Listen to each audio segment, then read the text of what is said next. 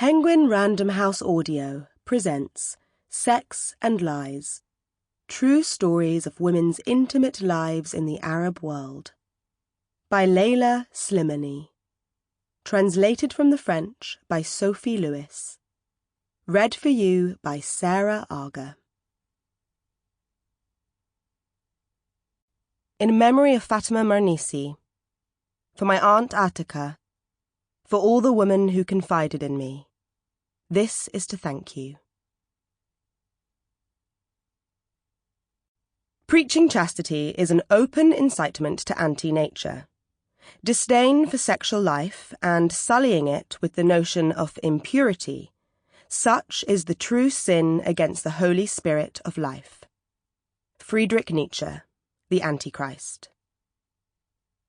When Allah created the earth, said Father, He separated men from women and put a sea between Muslims and Christians for a reason. Harmony exists when each group respects the prescribed limits of the other. Trespassing leads only to sorrow and unhappiness. But women dreamed of trespassing all the time. The world beyond the gate was their obsession. They fantasized all day long about parading in unfamiliar streets. Fatima Marnisi, Dreams of Trespass. Preface 2020. Sex and Lies was first published in 2017 in French. The book triggered bitter discussion in Morocco, and there were many activists, sociologists, and intellectuals who joined me in decrying the state of sexual freedom in our country. More books were published and debates were televised, but the laws themselves saw no change. Instead, a series of scandals and arbitrary arrests was reported across the kingdom. In 2019, a famous actress was arrested for adultery after her husband reported her. A senior civil servant was caught in a Marrakesh hotel bedroom with his mistress, who, when the police arrived, threw herself out the window.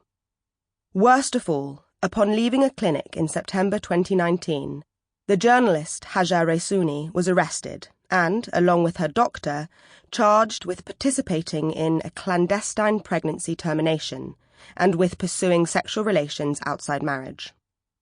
Raisuni, who at the time was working for a newspaper well known for its criticism of the status quo, and whose family includes a number of high-profile figures in political Islamism, rapidly became an icon for the campaign for sexual freedom. Observing this proliferation of cases, the film director, Sonia Tarab, and I decided to launch our manifesto for those obliged to live outside the law. It seemed to us that the systemic hypocrisy prevailing throughout our country had to be exposed. Because although sexual relations outside marriage are forbidden by law, they are nonetheless practiced every day and by everyone, whatever their social background. Moroccans' motto is simple: do what you wish, but never talk about it. So Sonia and I rounded up our friends and our wider social circles. We called on artists, intellectuals, and politicians, male and female. On the 23rd of September, dozens of publications printed our manifesto, which had collected almost 500 signatures. Over the days that followed, more than 20,000 people contacted us, wanting to join our project. Thousands of women sent us their stories, and through them we discovered the true scale of the situation. Humiliation at the hands of the police, backstreet abortions, mistrustful doctors refusing to treat women in emergency conditions due to fear of the authorities, and the violent arrests of people in cars and hotels. We discovered the degree to which the Moroccan people are sick of the injunction to lie about their private lives. The degree, too, to which our repressive laws are increasingly utilised arbitrarily to buy others' silence, to blackmail unwelcome neighbours, and to exact revenge on the perpetrators of any disservice. Many of Morocco's citizens have come to realise that the laws themselves are responsible for the shadow, the constant threat that holds them back. And they know too that it's the poorest, the most vulnerable, and the women in particular, who pay the greatest price for this sexual repression, while the well-off are able to live their sex lives more or less as they wish. This growing awareness gives me hope. Like young people across the whole region, in Algeria, Tunisia and Egypt, the young people of Morocco are hungry for freedom. They want to see their right to a private life respected. The battle goes on, more urgently than ever. Introduction. When, in the summer of 2014, I published my first novel, Adèle, some French journalists expressed surprise that a Moroccan woman could write such a book. What they meant by that was an unconstrained book, a sexy book, a straight-talking, popular book, the story of a woman suffering from sex addiction. As if by culture I should have been more prudish, more reserved.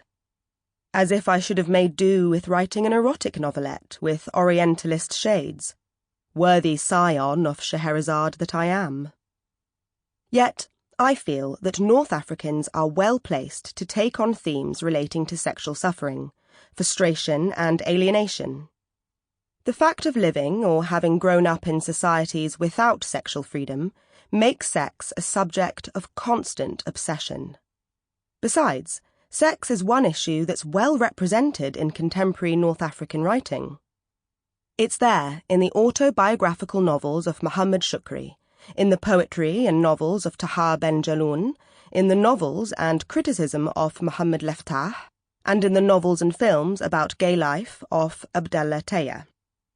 Erotic, even steamy literature continues to be reinvented, particularly among women, such as Lebanese writer Jumana Haddad and Syrian writer Salwa al-Naimi, whose novel, The Proof of the Honey, became a bestseller, following in the footsteps of the mysterious Nejma, eponymous protagonist of the novel by Katib Yassin. So, my first novel is in no way exceptional.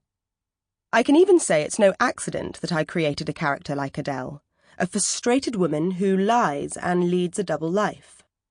She's a woman eaten by regrets and by her own hypocrisy, a woman who steps out of line yet never experiences pleasure. Adèle is, in a way, a rather extreme metaphor for the sexual experience of young Moroccan women. When my novel was published, I insisted on doing a book tour around Morocco to present my book in several of the country's cities. I visited bookshops, universities, and libraries. I accepted invitations from charities and support groups. The 2 weeks of my tour were a true revelation. I had never doubted the hunger for debate among those I was going to meet, but at every one of my encounters I was struck by how a discussion on the subject of sex enthused people, especially younger people. After the sessions, many women came up to me wanting to talk, to tell me their stories. Novels have a magical way of forging a very intimate connection between writers and their readers, of toppling the barriers of shame and mistrust. My hours with those women were very special, and it's their stories I have tried to give back. The impassioned testimonies of a time and of its suffering. My intention here is not to document a sociological study, nor to write an essay about sex in Morocco. Eminent sociologists and brilliant journalists are already doing this enormously delicate work. What I want is to render these women's words directly, as they were spoken to me, their intense and resonant speech, the stories that shook me, upset me, that angered me and sometimes disgusted me.